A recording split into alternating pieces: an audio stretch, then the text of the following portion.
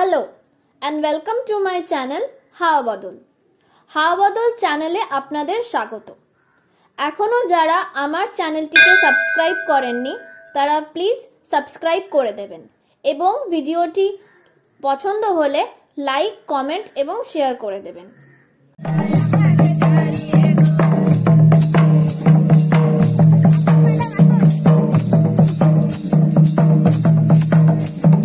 আবার একটা নতুন দিন, আপনাদেরকে আজ এমন একটা জায়গায় নিয়ে যাচ্ছি যে জায়গা থেকে আমি কিছুদিন আগেই ঘুরে এসেছি। যে জায়গাটায় যাচ্ছি সেখানে আকাশে বাতাসে বইছে বাউলের গান আর রয়েছে মাদলের শব্দ, সঙ্গে একতারা আর সাঁওতালি নৃত্য। জায়গাটা কোথায় আশা করি আপনারা সবাই বুঝতেই পেরেছেন।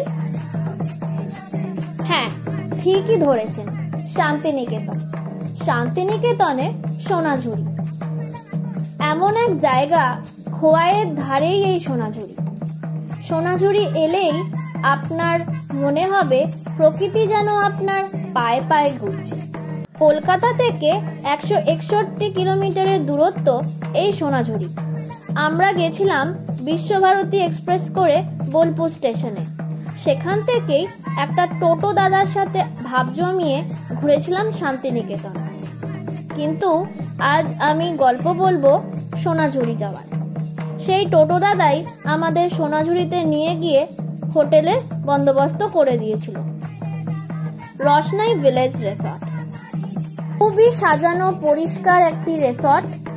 ঢুকতেই পাবেন একটি বড় বাগান এবং এই কোভিড সিচুয়েশনে খুব well maintain. Sanitise room available আছে।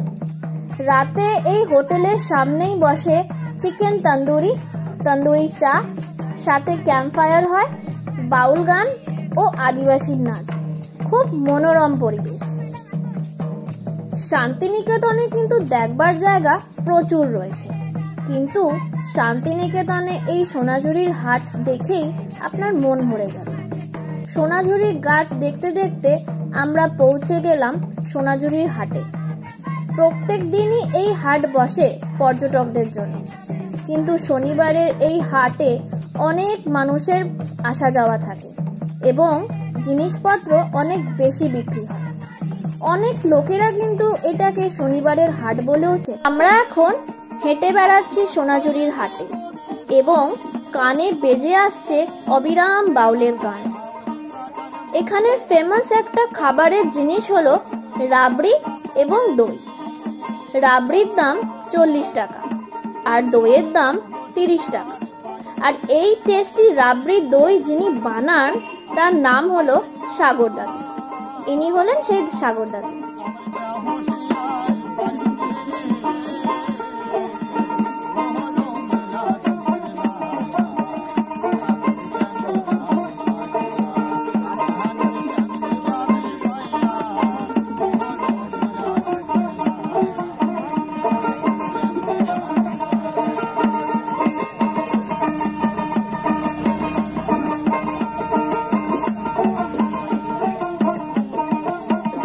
স্থানীয় মানুষের তাদের হস্তশিল্পের কাজ এই হাটে তারা বিক্রি করে এবং আপনারাও সেটা দেখতে পাবেন।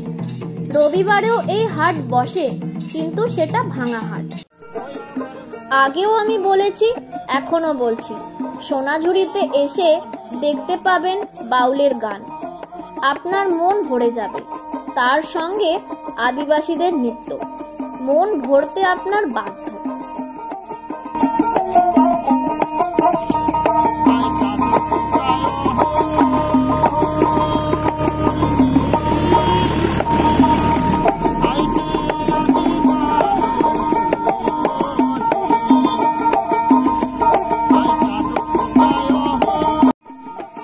সোনাঝুরির সবচেয়ে কাছে হলো কোপাই নদী ও আমার কুটির।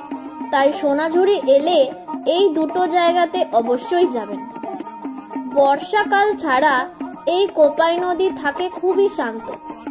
কবিগুরু রবীন্দ্রনাথ ঠাকুরের একটি কবিতা মনে পড়ে যায়, আমাদের ছোট নদী চলে আঁকে বাঁকে, বৈশাখ মাসে তার হাঁটু জল থাকে। এই কোপাই নদীর ধারেই উনি এই কবিতাটা লিখেছিলেন। আপাতত আমাদের সময় শেষ, বাড়ি ফেরার পালা। একদিনের মধ্যেই সোনাঝুরি ঘুরে বাড়ি ফিরে আসবার পথে আমার কানে এটাই বাজছিল বাউলের গান, তোমায় হৃদ ভাঁজারে রাখিব, ছেড়ে দেব না। ফিরছি আমরা বাড়ির পথে।